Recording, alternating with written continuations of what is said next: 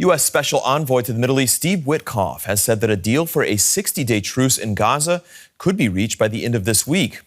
Witkoff made the comment as U.S. President Donald Trump hosted Israeli Prime Minister Benjamin Netanyahu in Washington, and as mediator Qatar cautioned that time was needed for the peace talks.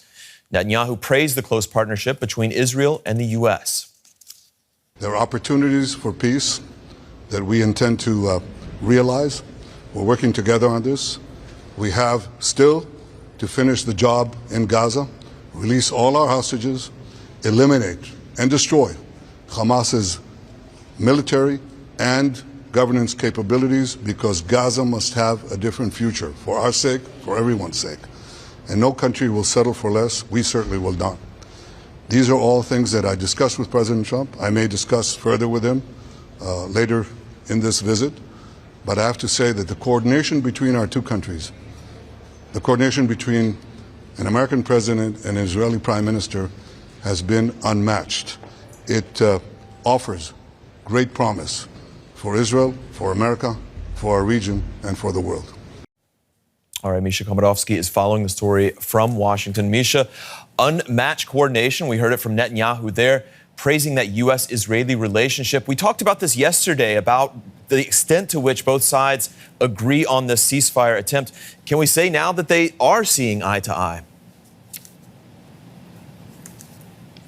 Well, yes, President Donald Trump met with Israeli Prime Minister Benjamin Netanyahu at the White House today. Let's do some math here. It's their second meeting in 24 hours and their fourth since Trump took office for the second time. And his motorcade has arrived without the press pool present. Journalists did not see him enter, so we don't know whether it's a private or an extended meeting. And according to the president, the discussion focused almost entirely on Gaza. He described the situation there as a tragedy and emphasized that all sides appear somewhat motivated to find a resolution. Before Netanyahu, a delegation of senior Qatari officials held a 3-hour meeting today with U.S. Special Envoy to the Middle East, Steve Witkoff, we are told by the officials. And that meeting took place at the White House as well. They met to discuss ongoing efforts towards a Gaza ceasefire and a hostage release agreement. Yesterday, Netanyahu met with Vice President J.D. Vance at the Blair House. So far,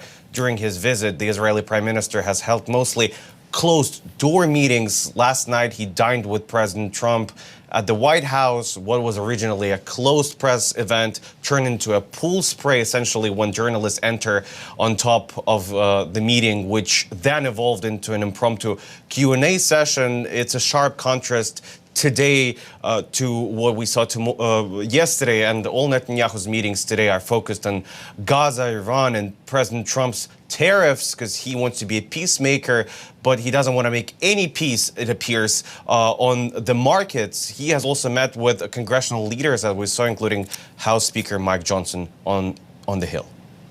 All right, so intensive talks around this visit from Netanyahu. What can we say about the actual status right now of this plan for a ceasefire?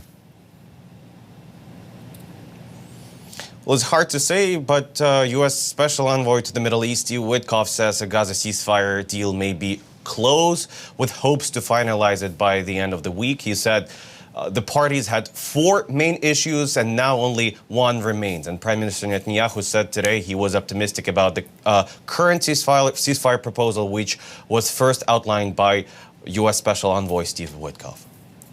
All right, DW's Misha Komadovsky there in Washington. Misha, thank you.